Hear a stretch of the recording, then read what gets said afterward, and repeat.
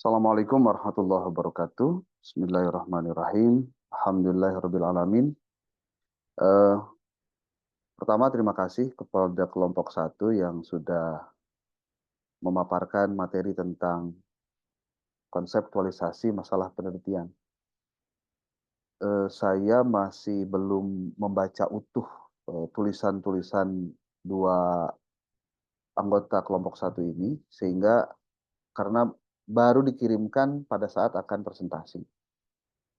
Saya mungkin ingin kepada seluruhnya mengingatkan sebelum perkuliahan tolong sudah dikirimkan dari mulai sekarang. Tapi dengan catatan, rundown-nya harus sesuai dengan materi yang sudah saya kirimkan via grup eh, yang sesuai dengan materi yang dikirimkan itu.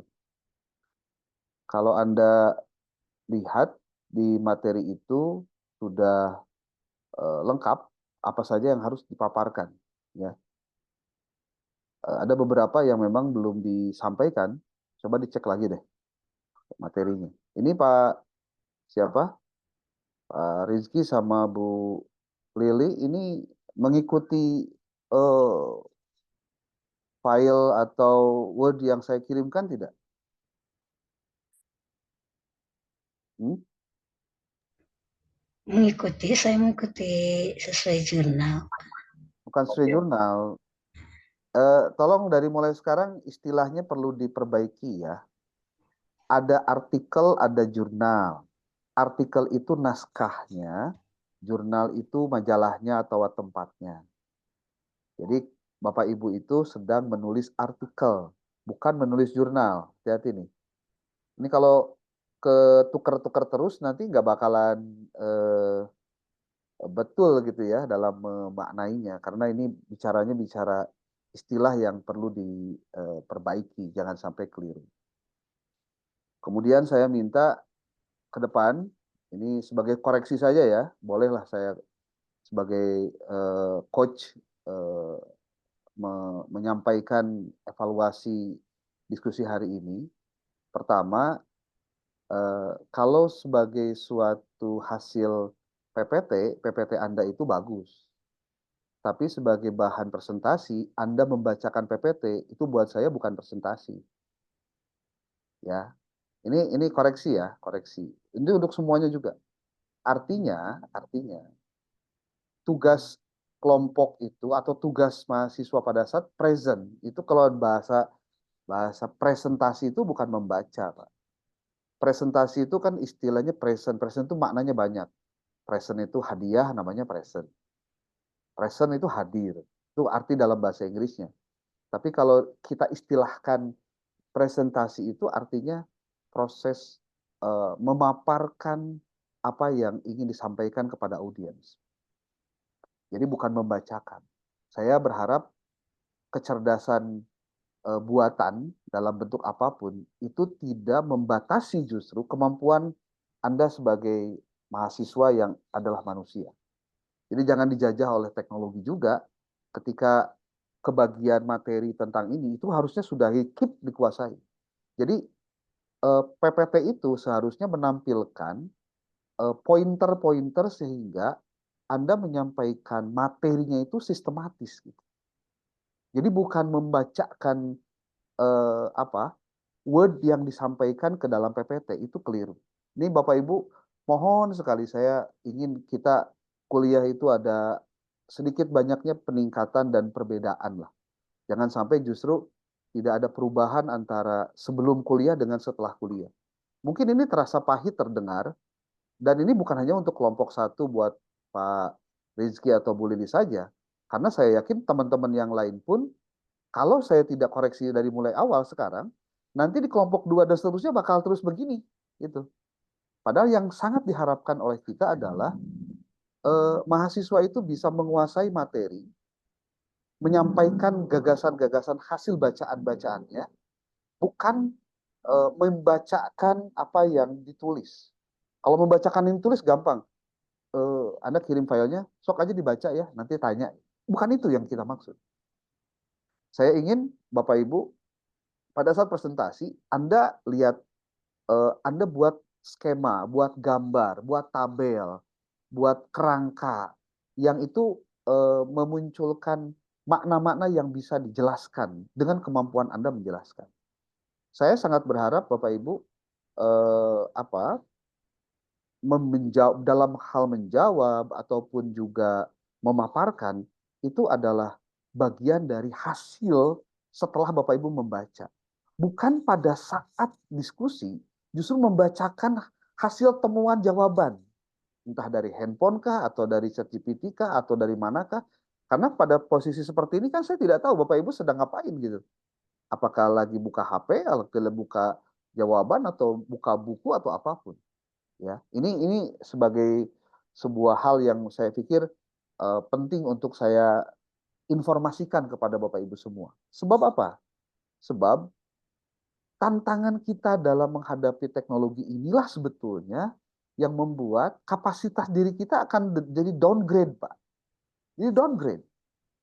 Yang tadinya kita pengen upgrade, malah jadi downgrade. Kan itu jadi hal yang perlu saya sampaikan. Ya.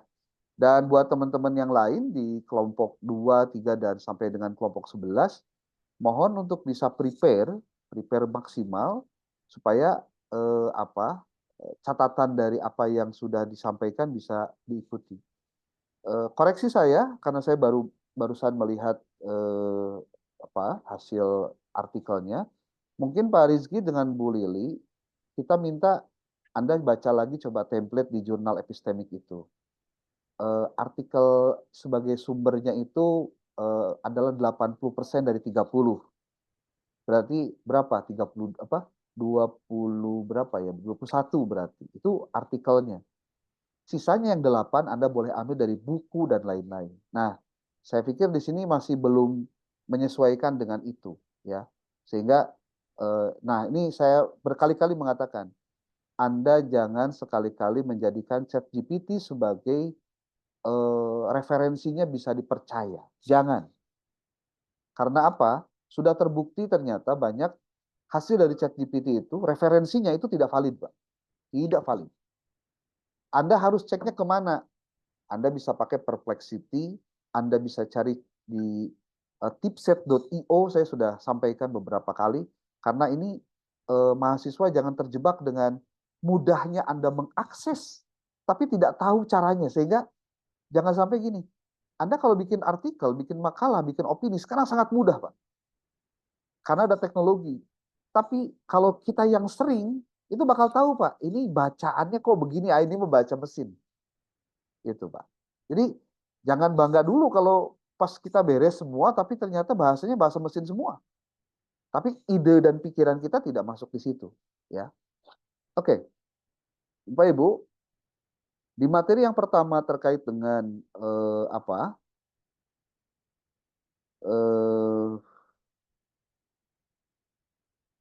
konseptualisasi masalah penelitian, kalau Anda membaca bukunya Sally Schumacher, Research in Education, di bab berapa ya? Bab 3 kalau tidak salah, di halaman 55. Dia membuat sebuah judul khusus namanya Research Problems, Questions, and Hypothesis. Saya melihat ini dua pemateri ini justru tidak mengambil bahan dari sini. Saya nggak tahu ya, tapi coba dicek deh. Padahal ini penting banget, ya. Di samping juga referensi lainnya tentunya. Bapak Ibu coba lihat di sini. Si Sally Schumacher ini bikin sebuah gambar yang menurut saya ini sebetulnya cara untuk bagaimana menjelaskan general research problem. Dari gambar ini sebetulnya paparannya banyak banget. Jadi inti dari bab ini ada di dalam gambar ini. Jadi dia sudah tampilkan mind map-nya itu di awal. Untuk kita bisa membuat sebuah penjelasan sebetulnya apa sih yang dimaksud dengan general research problem. Tapi sebelum bagian ini, Bapak Ibu bisa dilihat di halaman-halaman sebelumnya, si Sally Schumacher ini menjelaskan tentang, jadi gini Bapak Ibu, kalau Anda baca buku bahasa Inggris seperti ini, cara pertama untuk bisa mesitasi adalah Anda coba cari Ctrl F, ya, Ctrl F, lalu tulis research problem. Nah, nanti bakal kelihatan, Pak, ada seberapa banyak kata yang ketika digabungkan research problem itu bisa dicari, Pak.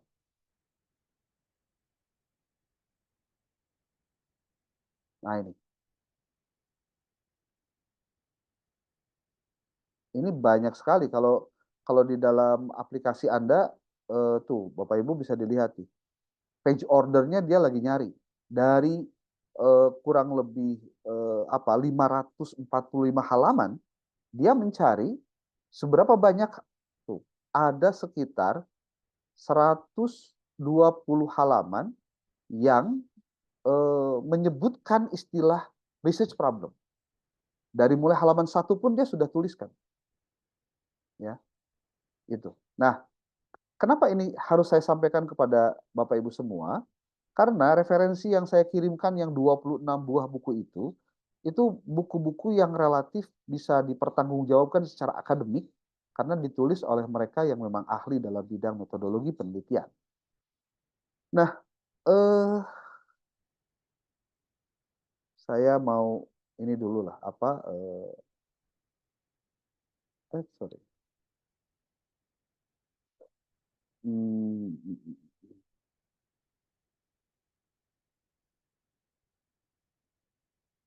Di bukunya Sally Schumacher yang Research in Education ini di halaman 55 di awal bab dia menjelaskan tentang research problem, questions and hypothesis, dia menyebutkan bahwa ada beberapa kriteria bagaimana kita bisa mengambil sumber apa?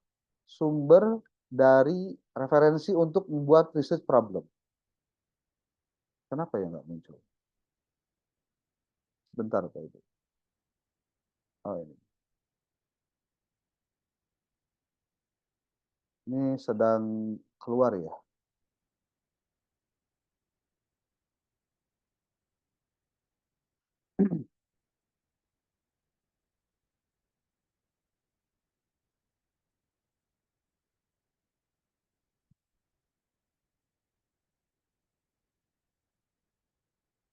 Oke.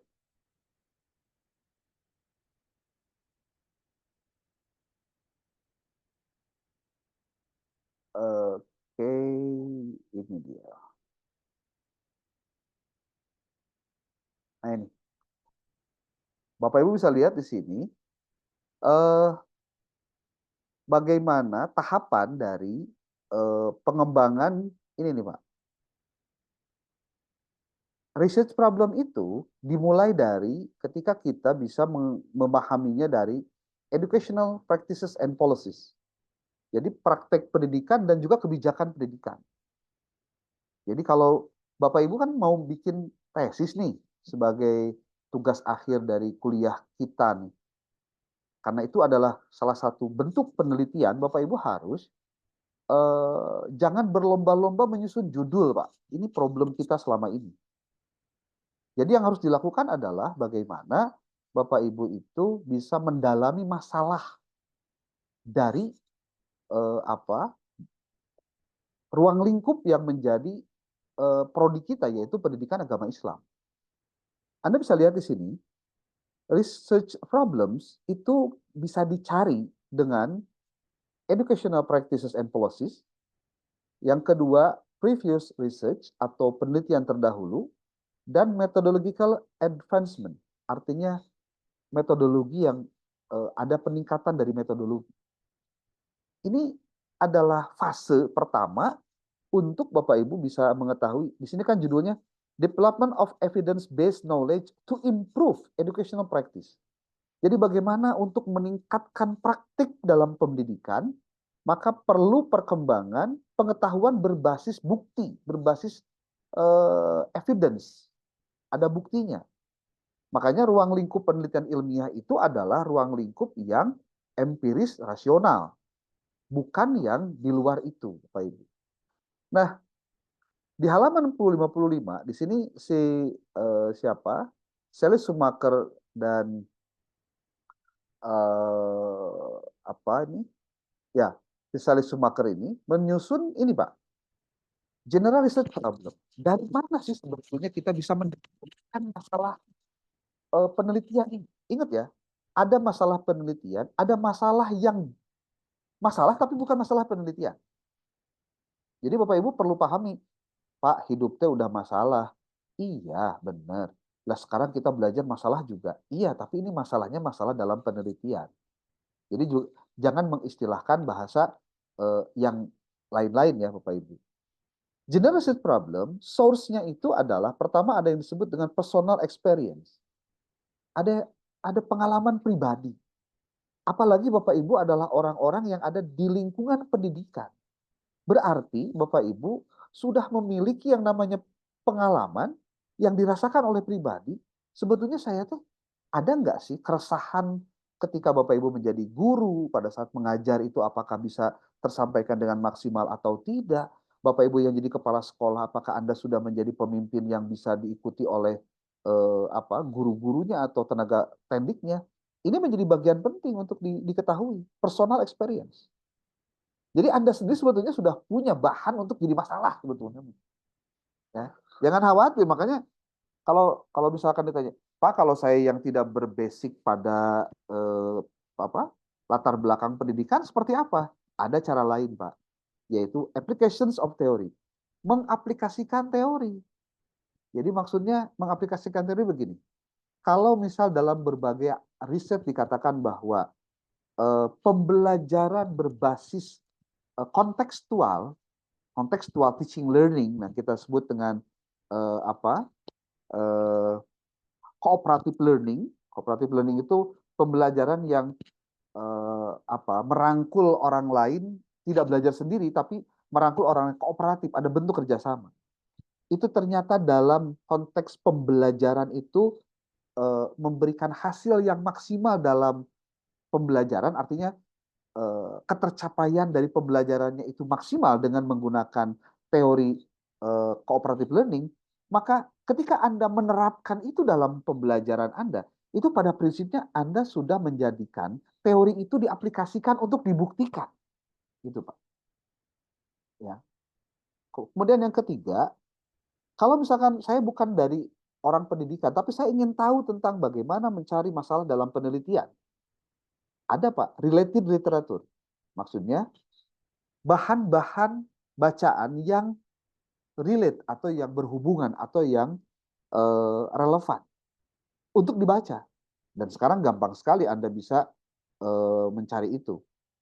Mungkin ini juga menjadi salah satu gap, bukan gap lah. Salah satu yang tidak dibahas oleh kelompok satu, baik Pak Rizky ataupun juga Bu Lili adalah bagaimana cara menggunakan teknologi untuk mencari masalah penelitian. Jadi maksud saya, kenapa Anda tidak menggunakan Force Viewer dengan publish or perish-nya atau Open Knowledge Maps, contohnya untuk bagaimana mencari gap penelitian, karena di situ juga cara yang memudahkan untuk related literatur, Pak.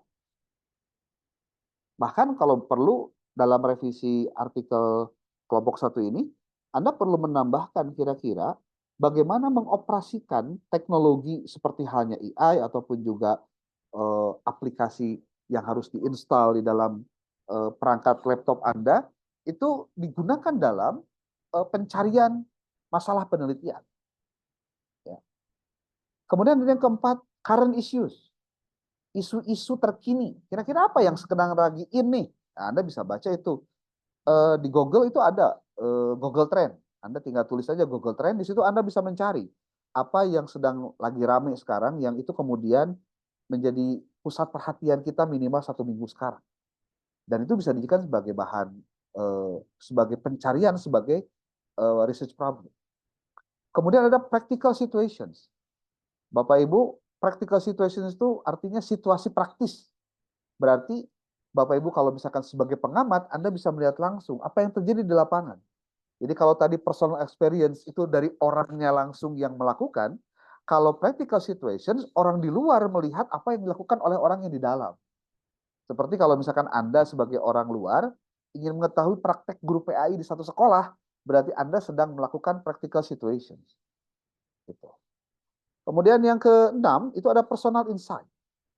Kalau personal insight itu maksudnya adalah wawasan-wawasan personal. Artinya tadi sudah disampaikan. Anda bisa ngobrol dengan dosen, Anda bisa ngobrol dengan ahli, Anda bisa ngobrol dengan kakak tingkat, Anda bisa ngobrol dengan guru di lapangan juga tentang apa sih sebetulnya yang sedang terjadi, masalah apa yang bisa diselesaikan dan seterusnya. Dan terakhir, replications. General research problem diambil dari replications itu maksudnya gimana? Mereplikasi apa penelitian yang sudah dilakukan orang lain. Dalam rangka apa? Supaya Anda bisa tahu pembuktian terhadap hasil yang digunakan orang lain pada saat Anda melakukan penelitian yang sama. Nah, ini pun bisa dilakukan sebagai bagian dari mencari masalah penelitian. Jadi kalau ditanya, apakah sumber-sumber dari masalah penelitian? Anda bisa sebutkan berdasarkan pendapat dari Sally Schumacher, ada seperti ini. Kalau misalkan di luar sana masih ada lain, gimana Pak? Ya banyak lah, orang menyebutkan banyak sekali. Saya belum menyebutkan dari hal-hal yang di luar 7 ini. Walaupun pada akhirnya nanti ada irisan-irisan hanya karena berbeda diksi saja, hanya untuk menyebutkan source terhadap general research problem. Kemudian Bapak Ibu, ingat ketika kita membuat masalah penelitian atau mengkonseptualisasi masalah penelitian, yang harus diingat adalah bahwa harus ada significance kriteria. Harus ada kriteria atau ciri-ciri dari research problem itu yang significance. Significance itu maksudnya memiliki kemanfaatan atau kebermanfaatan. Apa kebermanfaatan dari research problem ini? Disebutkan Pak di sini. Pertama, provide knowledge, harus menampilkan, harus menyediakan yang namanya pengetahuan. Artinya, kalau research problemnya itu tidak berdampak pada penambahan pengetahuan yang harusnya dimiliki oleh kita, itu berarti research problemnya ada masalah, gitu Pak. Artinya research problemnya tidak tepat untuk dikaji lebih mendalam karena tidak menampilkan pengetahuan. Seperti contoh begini, apa sih hubungan antara eh, tawuran dengan sebutnya tuh kejadian politik yang sedang terjadi.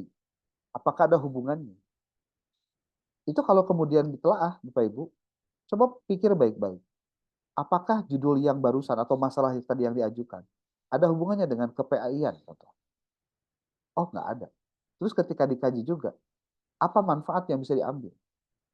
Bahkan ketika Bapak Ibu sebagai mahasiswa pun meneliti itu, apakah itu akan berdampak pada peningkatan pengetahuan? Kalau tidak, berarti jangan jadikan itu sebagai research problem.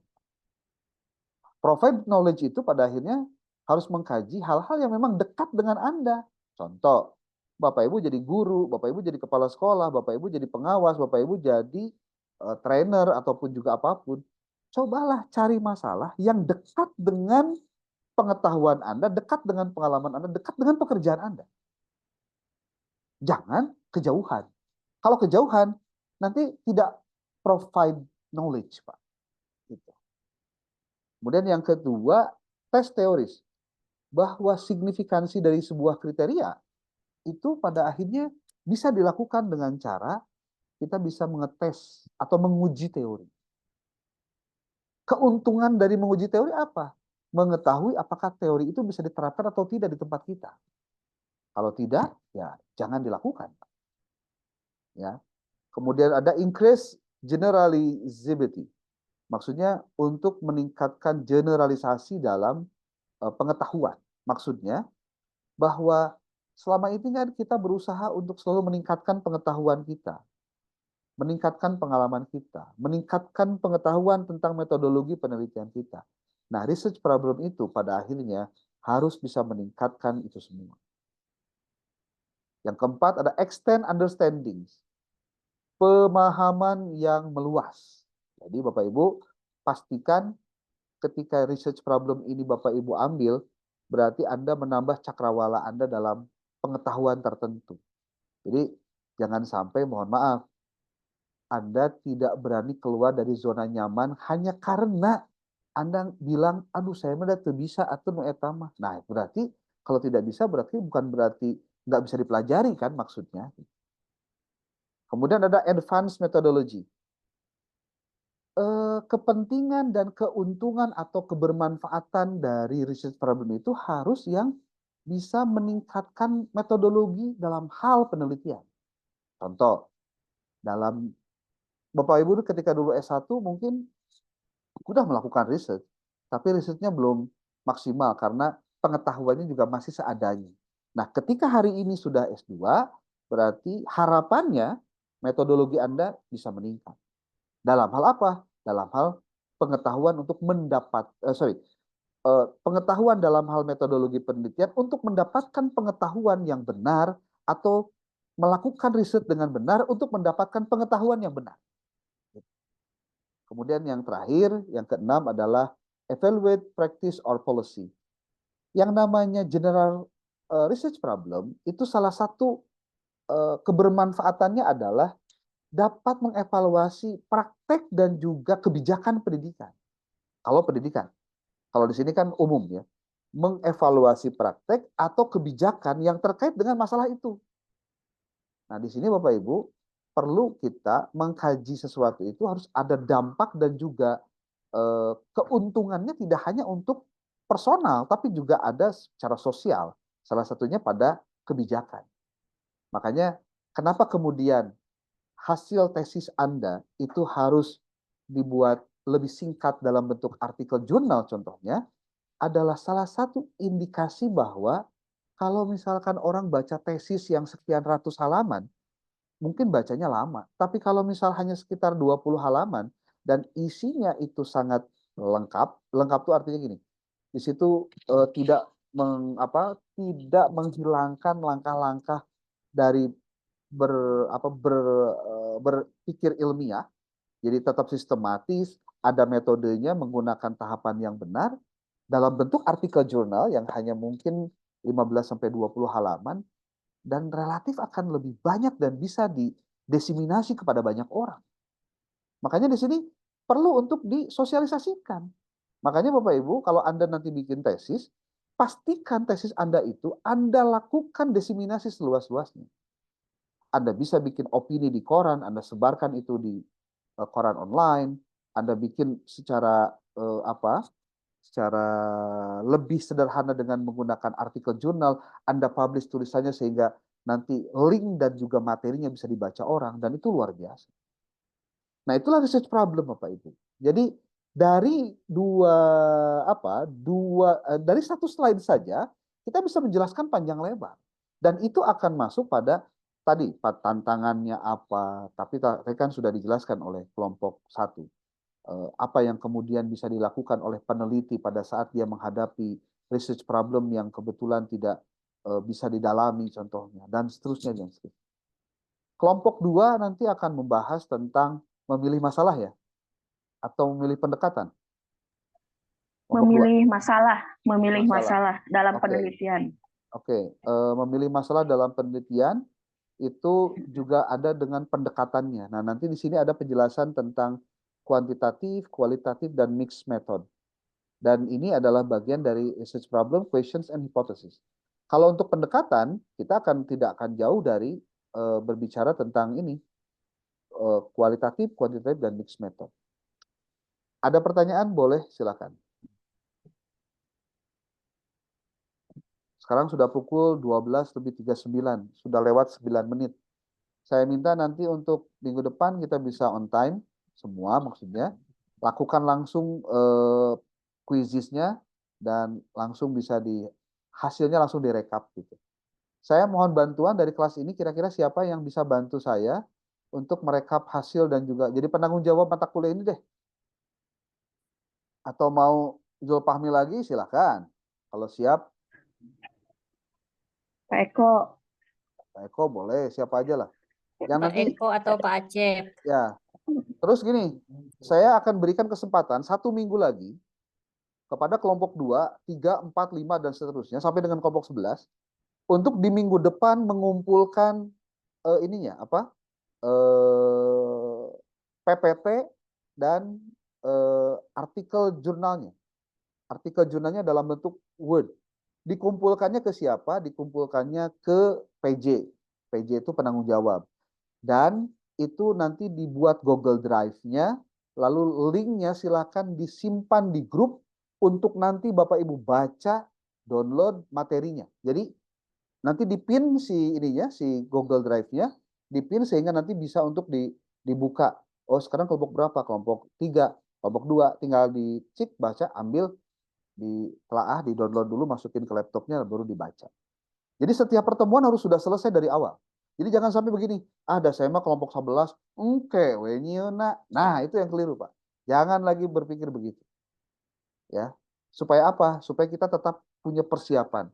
Termasuk Bapak Ibu siapkan juga yang namanya pertanyaan untuk dikuiskan tadi atau dibuat pretest dan posttest, dipersiapkan dari mulai sekarang. Tapi tidak untuk dibocorkan kepada kawan-kawannya atau jadi terame lamun dibocorkan mah, ya. Gitu ya, Pak Rifki, Pak Rifki ya sama Bu Lili, terima kasih. Dan nanti tolong yang harus direvisinya paling Anda tambah yang namanya referensi minimal 21 dari artikel jurnal dan 8 buah dari buku. Kalau buku kan banyak, artikel jurnal yang bisa dicari. Ya. Yang lain-lainnya saya berikan waktu 1 minggu lagi untuk menyelesaikan, menuntaskan dan merevisi. Pastikan di minggu depan sudah selesai semuanya, jangan ada yang ketinggalan. Saya bilang jangan ada yang ketinggalan. Supaya naon, setiap kali kita diskusi, kita sudah siap siapapun untuk tampil. Dan pastikan pada saat Anda presentasi harus hadir di Zoom. Jangan sampai tidak hadir. Terutama saya mohon banget. Nanti kalau awal bulan kita pertemuan tatap muka, hadir di kampus. Ya. Jangan ada yang berniat untuk sakit, ya. Jangan. Pokoknya sehat terus. Bapak Ibu. Kalau ada agenda-agenda lain tolonglah disisihkan dulu lah, karena ini pertemuan tatap muka kan dalam satu semester cuma 2 atau 3 kali, ya. Sangat terbatas. Begitu. Oke Bapak Ibu, itu saja mungkin yang bisa disampaikan. Mohon maaf apabila banyak hal yang tidak sesuai atau mungkin tidak menyinggung dan lain sebagainya. Tapi prinsipnya saya satu. Saya berusaha untuk Bapak Ibu bisa mendapatkan hak Anda sebagai mahasiswa dengan maksimal, dengan cara terjadinya perubahan dari cara berpikir, bersikap, berpengalaman untuk peningkatan pengetahuan yang lebih baik. Memang ini butuh effort yang lumayan, butuh usaha yang cukup, tapi yakinlah kebaikan itu akan datang bersama dengan niat yang baik. Itu saja yang bisa disampaikan. Terima kasih. Mohon ditulis di grup siapa yang tidak hadir hari ini. Dan jangan lupa kelompok 1 untuk menyusun BAP-nya ya. Berita acara perkuliahannya. Jangan ditunda, langsung aja dikerjakan. Langsung dikirim ke PJ-nya. Jadi nanti ketahuan pertanyaannya pertanyaannya apa, siapa yang nanya, jawabannya apa, siapa yang menanggapi, dan seterusnya. Dalam rangka apa? Administrasi untuk melihat record dari aktivitas Bapak Ibu selama kuliah 1 semester ini. Saya pikir itu saja, mohon maaf sudah hampir lebih 43 menit karena tadi juga kita ada kelebihan kekurangan. Terima kasih. Billahi taufiq wal hidayah. Wallahul muwaffiq ila aqwamit thoriq. Assalamualaikum warahmatullahi wabarakatuh. Waalaikumsalam warahmatullahi wabarakatuh.